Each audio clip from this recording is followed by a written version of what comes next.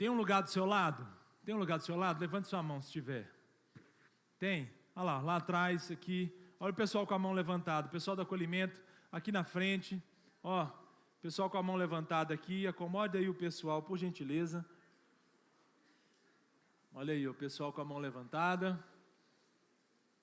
Irmãos do acolhimento, ajudem aí a acomodar o pessoal, para que ninguém fique na porta, para que ninguém precise ficar de pé. Louvado seja Deus por essa noite de festa, meus irmãos, que alegria. Estávamos agora, obrigado irmãos, amém, obrigado. Ali ó, viram aí onde tem lugar? Bênção, obrigado. Podem abaixar as mãos, senão vai cansar o braço também. Os irmãos vão auxiliando aí, tá? Vamos acomodando. Irmãos, alegria para nós, a gente estava agora com os irmãos que serão recebidos ali em cima, tomando um café, e falamos para eles exatamente isso. Como nós estamos com o nosso coração alegre de perceber a bondade de Deus com a nossa igreja, e como é bom ver a igreja assim festiva, para celebrar e abraçar esses irmãos que estão chegando. Louvado seja Deus por isso. Abra sua Bíblia em Gênesis capítulo 2, eu vou trazer uma breve reflexão, para fechar a nossa série, a série que nós estamos aqui trabalhando ao longo desse mês de novembro. A série se chama No Princípio, e nós tivemos a proposta de refletir em lições práticas dentro dessa narrativa dos primeiros capítulos da Palavra de Deus. Foi isso que fizemos. Começamos pensando um pouco no primeiro domingo sobre como Deus precisa estar no princípio. Deus é o princípio de tudo, Deus vem antes de todas as coisas. Deus não pode estar no final, Deus não pode entrar no meio, Deus precisa ser o primeiro. Essa é a grande mensagem de Gênesis. Deus estava desde o princípio, como cantamos aqui, Ele sempre existiu. Depois pensamos sobre como Deus é aquele que traz ordem ao caos. Ordem ao caos, inclusive, da nossa própria vida, da nossa existência. Depois nos lembramos como que Deus fala ainda hoje. Através da sua palavra, Deus trouxe as coisas à existência. E através da sua palavra, hoje, Deus traz vida. Deus traz transformação. Deus ainda fala hoje. Nós aprendemos sobre essa lição, de que precisamos ouvir a voz de Deus. Refletimos também sobre o tempo, sobre a importância de vivermos debaixo do tempo de Deus. E de refletirmos se a nossa agenda está realmente de forma conectada com aquilo que Deus tem como propósito para as nossas próprias vidas. E hoje eu gostaria de trazer algumas lições, reflexões para nós, com base na criação do homem. Na criação do homem. Quando Deus está criando o homem, no capítulo de número 2, nós percebemos claramente gestos de amor. Na verdade, toda a criação é marcada pelo amor de Deus. O amor de Deus é um dos seus atributos, uma das suas características mais fundamentais. Deus é amor, diz o apóstolo João. E esse Deus que é amor, escolheu criar todas as coisas. E Deus não cria todas as coisas do nada ou para nada, ou porque Ele estava entediado. Deus cria todas as coisas também por amor. Em cada gesto da criação de Deus, o amor dele está revelado. Em cada ato de Deus na criação, o amor dele está marcando, imprimindo essa característica em cada detalhe. Deus é um Deus de amor. E quando Ele vai criar o homem, então, Ele tem gestos de amor. E eu quero falar de três desses gestos, brevemente, nessa noite. O primeiro deles é o gesto de formar. Deus escolheu formar o homem do pó da terra. O segundo deles é quando Deus coloca o homem no jardim. Esse é o segundo gesto de amor. Deus colocou o homem num lugar específico, chamado Jardim do Éden. E em terceiro lugar, terceiro e último, o terceiro gesto de amor de Deus é a orientação de Deus. Deus orientou o homem, dizendo a ele o que fazer e o que não fazer.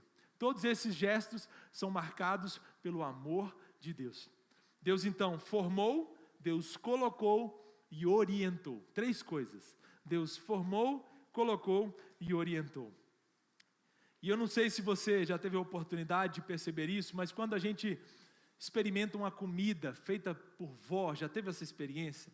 Você comer aquela comida de vó, sabe do que eu estou falando? Que tem amor ali. Você fala assim, isso aqui foi feito de um jeito especial. Nós estamos na terra do pão de queijo, não é? E aí você come um pão de queijo artesanal, feito com queijo mesmo, aquele sabor quentinho, bem preparado. A avó, a mãe, alguém que tem habilidades culinárias, vai lá, prepara, enrola com as próprias mãos, molda, faz aquela receita especial, coloca no forno, prepara tudo, põe aquela mesa, e quando você come aquele pão de queijo, você sente um sabor afetivo.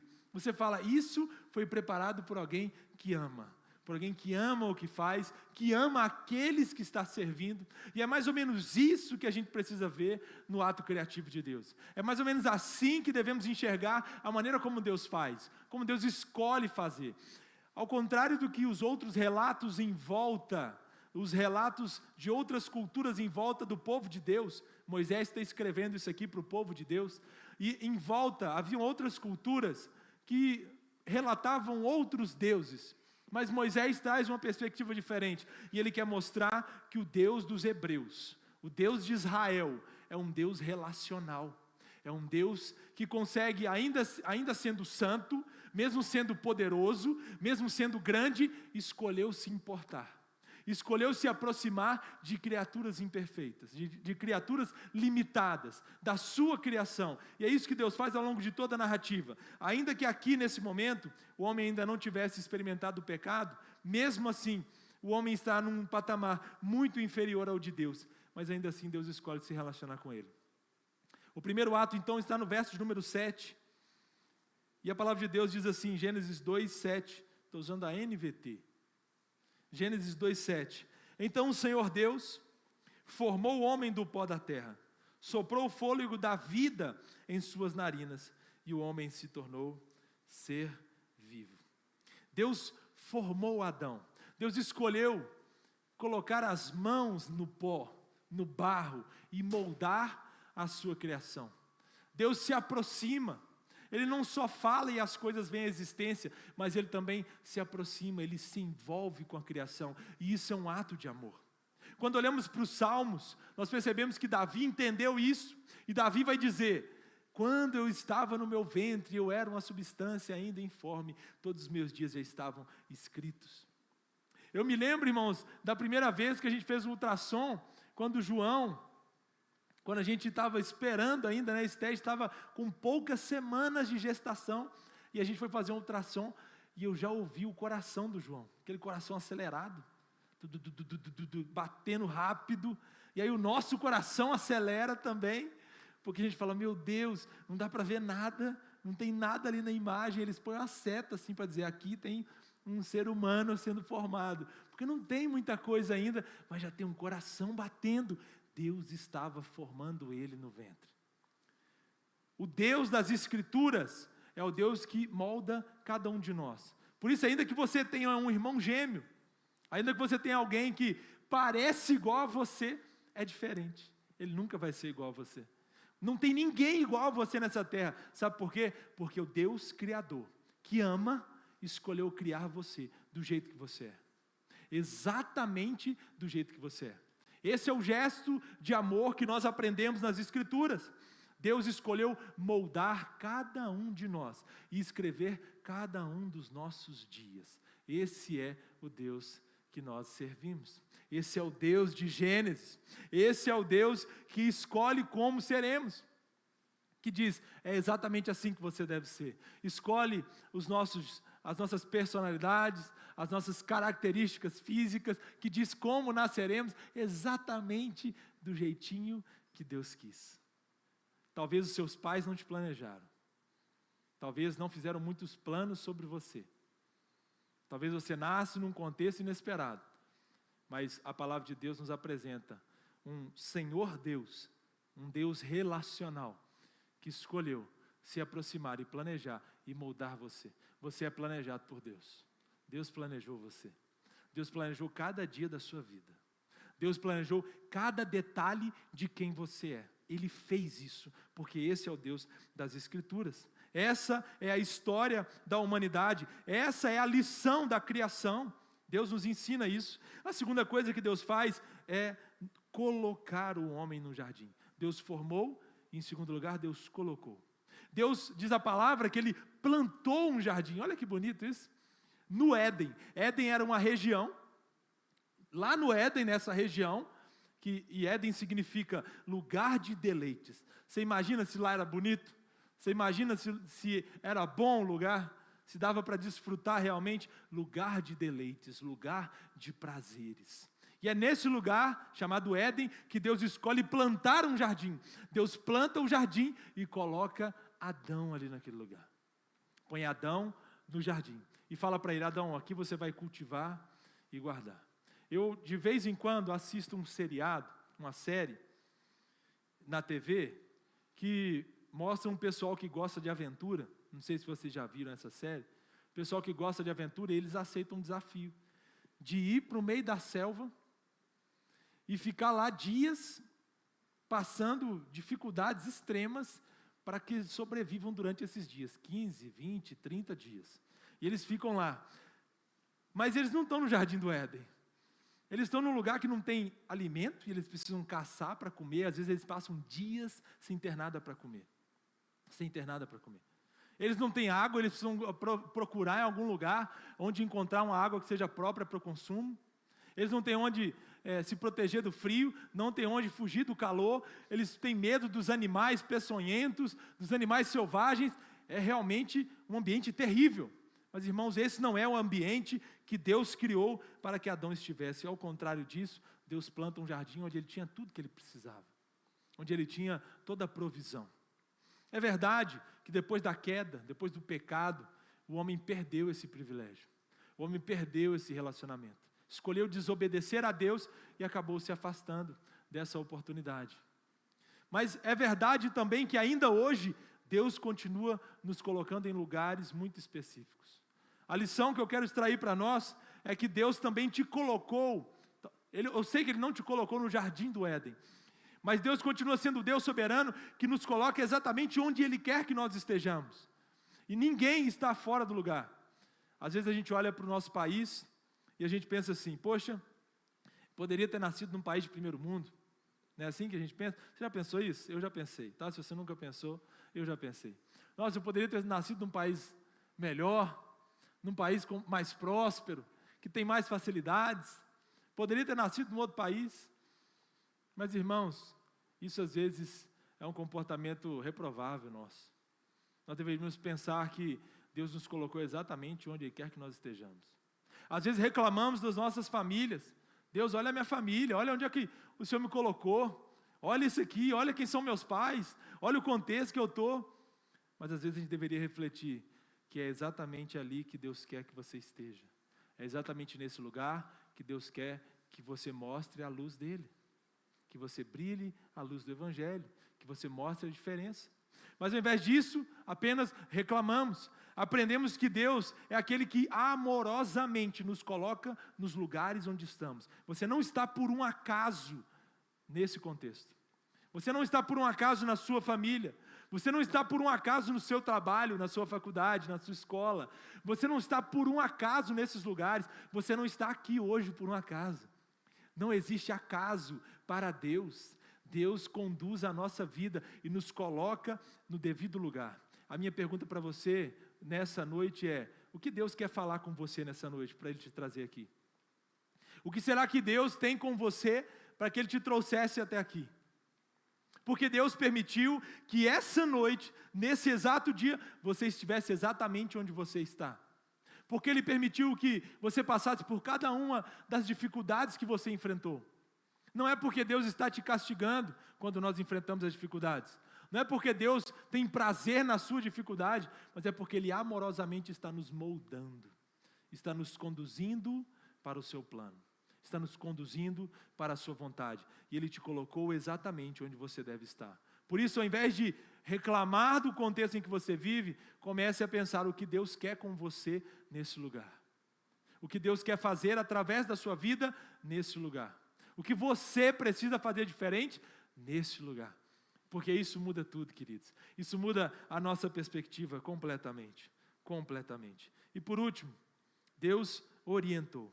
Deus formou o homem com suas próprias mãos. Isso é um ato de amor. O segundo ato de amor de Deus é colocar o homem no seu devido lugar. E Deus amorosamente conduz a nossa vida. Ele nos coloca exatamente onde Ele quer que a gente esteja. Em terceiro e último lugar, Deus orientou. Deus orientou, instruiu o homem. Deus não apenas cria o homem e fala para ele, vai, faça o que você quiser. E deixa eu confessar uma coisa aqui. Às vezes eu estou dirigindo por aí, por essa Belo Horizonte, e aí eu passo numa sequência de semáforos, e às vezes o meu coração, um pecador, reclama do trânsito. Você sofre disso também? E eu falo, meu Deus, quem colocou esse semáforo aqui? Quem colocou essa rotatória aqui? Eu só queria entender quem foi que colocou essa rotatória aqui. O que essa pessoa estava pensando?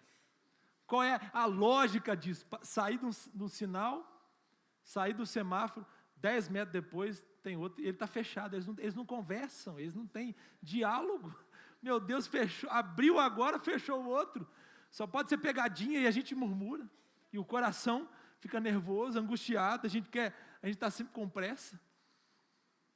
Mas imagine um contexto extremo, o extremo oposto.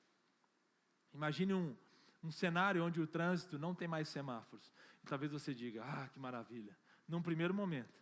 Imagine um contexto de um trânsito que não tem nenhuma placa de indicação, não tem nenhuma sinalização, não tem leis de trânsito, não tem código de trânsito, e você pode fazer o que você quiser. É exatamente assim, e obviamente eu te pergunto, você acha que o trânsito melhoraria ou pioraria? E eu tenho certeza que ele pioraria. Nesse extremo, ele pioraria. Mas é exatamente assim que a nossa cultura hoje diz que o amor se revela. A gente acha que o amor é isso. O que é amor? Amor é aceitar todas as coisas sem nenhuma regra. Aceite as pessoas do jeito que elas são. Aceite o que elas fazem sem questionar. Aceite qualquer comportamento, porque quem te ama de verdade vai te aceitar e vai aceitar tudo que você faz. É assim que as pessoas estão falando. É assim que a nossa cultura ensina hoje. É assim que o mundo vive. Não tem regras. Seja o que você quiser. Faça o que você quiser. Porque o verdadeiro amor é isso, liberdade. Mas quando a gente se volta para as Escrituras, a gente percebe uma perspectiva diferente, que às vezes nos incomoda. A gente percebe um Deus que ama dando limites. Um Deus que ama dizendo não. E eu consigo ver isso muito claramente, né? Os nossos filhos viram uma ilustração, né? Filho de pastor vira história. E aí, às vezes, eu estou lá em casa e o João está subindo nas coisas, ele está escalando as coisas, ele está fazendo alguma coisa perigosa. E aí eu vou lá, né? A Esté vai lá, a gente tem que ir lá intervir. Fala, não, sai daí, para de mexer nisso. Hein, Toninho, Dorinha? Para de fazer isso, tira o menino. Na hora que você tira o menino, ele se rebela, ele chora, ele fica bravo, ele quer fazer aquilo, ainda que aquilo machuque ele. E a gente então tira ele daquele lugar e põe ele em outro lugar, e ele fica bravo com a gente. E ele chora ao ponto de, como se ele ainda não fala, né? Tem um aninho, mas ele olha como se ele estivesse dizendo assim, eu não gostei disso, você não é um pai legal, você não me deixa fazer o que eu quero. E é exatamente assim que a gente está com Deus às vezes. Deus não me ama, Deus não deixa eu fazer o que eu quero, Deus não deixa eu fazer as minhas vontades. Não, porque ser crente é um tanto de regra, ser crente é seguir um tanto de regra, toda hora fala não, que não pode isso, que não pode aquilo. Nós aprendemos na palavra de Deus, que Deus ama a gente à medida que Ele fala, não faça. E por mais que eu não entenda o contexto, eu sei que aquilo é o melhor para mim. E quando Deus me diz não, Ele está me protegendo de mim mesmo, inclusive, ou de outras circunstâncias. Por isso, aprenda a enxergar o amor de Deus no não. Quando Ele te disser não, não vai, não faça, não é isso, não é assim. Irmãos, Deus fala isso constantemente, Ele faz isso constantemente. E nós precisamos nos lembrar. O verso 16 vai dizer assim, mas o Senhor Deus lhe ordenou, coma à vontade dos frutos de todas as árvores do jardim, exceto da árvore do conhecimento do bem e do mal. Se você comer desse fruto, com certeza morrerá. Imagine, Deus está dizendo, de todas essas árvores você pode comer. Imagine um lugar, imagine um paraíso. Imagina um lugar incrível, com diversidade, várias frutas, várias coisas diferentes de tudo que a gente consegue imaginar. É nesse lugar que Adão estava. E aí Deus fala para ele, você pode comer de qualquer uma dessas coisas. Você pode desfrutar disso tudo. Lá no Éden não tinha dieta. Minha querida irmã, você acredita nisso? Eles não precisavam fazer dieta. Não tinha limite. Pode comer quantas vezes quiser. Quantas vezes, né, os irmãos estão lutando contra a balança. E aí chega o final de ano. Talvez você já entregou, né? Você já deixou para o ano que vem.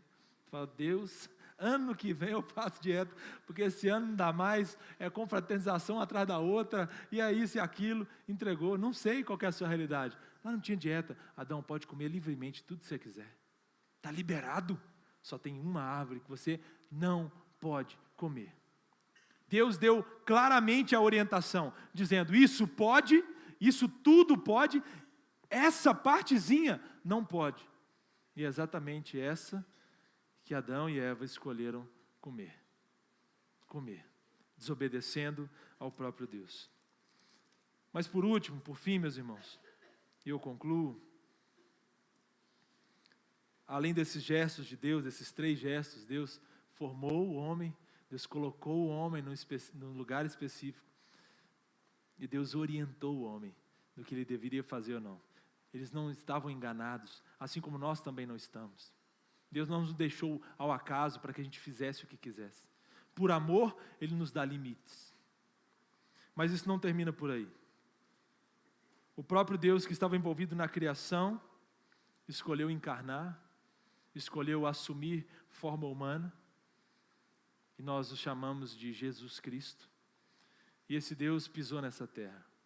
Estamos chegando perto aí do Natal, um momento tão importante, uma data tão significativa, uma mensagem tão preciosa para as nossas vidas, de esperança, de amor, de graça, quando nós nos lembramos que Deus enviou o seu Filho para que todo aquele que nele crê não pereça, mas tenha vida eterna. Eu concluo dizendo que o maior ato de amor de Deus não foi Ele ter formado o homem. O maior ato de amor de Deus não foi Ele ter colocado o homem num jardim, e nem Ele ter orientado o homem. O maior ato de amor de Deus foi Ele ter perdoado o homem, quando Ele envia o seu próprio Filho para morrer na cruz no nosso lugar. O perdão de Deus hoje está acessível para todos aqueles que crerem nele. É interessante pensarmos que o Deus que estava no princípio, Cristo que estava no princípio, agora está andando no meio do povo, e num determinado momento, Ele toca num leproso, Ele encosta no homem que era indigno, que há muitos anos, provavelmente, que há muito tempo, não recebia nenhum toque, nenhum abraço. Aqui na igreja a gente faz questão de todo mundo sair abraçado. Todo mundo sai daqui pelo menos com um abraço. Porque o ser humano tem essa necessidade de socializar. Deus criou a gente assim. E aquele homem não recebia nenhum abraço. Quando ele encontra com Jesus, Jesus toca nele e fala, fique limpo. E ele é curado de sua lepra. Jesus Cristo, certa vez, foi questionado sobre uma mulher que foi pega em adultério, e Ele está com as suas próprias mãos, o mesmo que estava no princípio, claro que não encarnado, mas Ele estava com as suas mãos, escrevendo na terra, enquanto os homens diziam, a gente vai apedrejar essa mulher? Podemos condenar essa mulher por adultério e matá-la apedrejada? E Jesus escrevendo sabiamente na terra, com os seus dedos, sujando as suas mãos no pó, no barro. Jesus vira e diz, aquele que nunca pecou, atire a primeira pedra. Graça de Deus. O maior ato de amor do Senhor foi o perdão. Certamente foi o perdão. E o perdão começa num vilarejo chamado Nazaré, quando uma jovem virgem recebe a visita de um anjo, e o anjo diz, o Espírito te envolverá, e você conceberá. E dentro do seu ventre, Deus vai formar o Salvador. Deus formou Cristo, Jesus, dentro do ventre de uma virgem jovem. Lá em Nazaré, num vilarejo esquecido. O Evangelho nos conta, não só sobre um Cristo que escolheu vir como ser humano, como homem, e padecer todas as misérias da humanidade. Mas o Evangelho também nos conta sobre um Cristo que foi colocado num jardim. Ele também foi colocado num jardim, mas não é o jardim do Éden que Jesus está. Jesus está no jardim do Getsêmani. e ele sofre a angústia da morte. Ele padece antes da morte, e ele transpira sangue, tamanha a sua angústia, porque ele sabia o peso do pecado que ele carregava. O peso dos nossos pecados estavam sobre os ombros de Jesus. E ele faz uma oração num jardim muito diferente do jardim de Adão. No jardim do Getsêmani, que é o jardim da prensa da azeitona. O jardim onde as azeitonas eram prensadas para que o azeite mais puro saísse delas. Ali Jesus está sendo prensado no Getsêmani, para que eu e você tenhamos esperança, para que eu e você encontremos perdão, para que haja vida para nós. E ele faz uma oração: Pai, se possível, passa de mim esse cálice, contudo não seja feito como eu quero, e sim como tu queres. Ele obedece, por amor, entendendo o amor do Pai, ele obedece. E ele vai para a cruz. E ele sobe na cruz. Ele morre a nossa morte. E quando ele está na cruz, ele diz: Pai, perdoa-lhes, porque eles não sabem o que fazem. E ele entrega o perdão de forma tão amorosa para aqueles que estavam o matando e crucificando. O maior ato de amor que o Evangelho nos mostra é o amor do Filho, que foi entregue na cruz no nosso lugar. Meu querido, nós precisamos urgentemente nos voltar para Deus. As lutas, os desafios, as dificuldades vão tentar nos esfriar, vão tentar nos afastar. Não sei há quanto tempo você não tem uma igreja para chamar de sua. Não sei há quanto tempo você não ouve Deus falando com você. Por que será que Deus te trouxe aqui nessa noite? O que será que Ele quer com você? Por que Ele te colocou exatamente aqui? O que Deus precisa mudar na sua vida hoje? Qual é o compromisso que você precisa fazer com o Senhor hoje? E só eu sei de uma coisa, queridos, e eu concluo com isso. Deus sem mim, Deus continua sendo Deus. Nada muda, nada muda. Mas se eu não tiver Deus na minha vida, eu, sem Deus, eu não posso nada. Eu, sem Cristo, não sou nada. Deus, sem você, me desculpe te dizer isso, mas Deus sem você, Ele continua sendo o mesmo Deus. Ele é completo, Ele é satisfeito. Mas se você não tiver Deus no seu coração, vai faltar alguma coisa aí. Vai ter um vazio aí dentro. Vai ter angústia. Vai ter falta de sentido, de propósito. E você vai buscar em outras coisas e não vai ter. O Deus de amor escolheu se revelar nas Escrituras. O Deus de amor escolheu formar a sua igreja. É o mesmo Deus que hoje será professado aqui na frente. É o mesmo Deus que nós cantamos aqui agora. Esse Deus que continua salvando, que continua chamando e amando pessoas que não merecem, mas Ele escolheu perdoar. Vamos ficar de pé?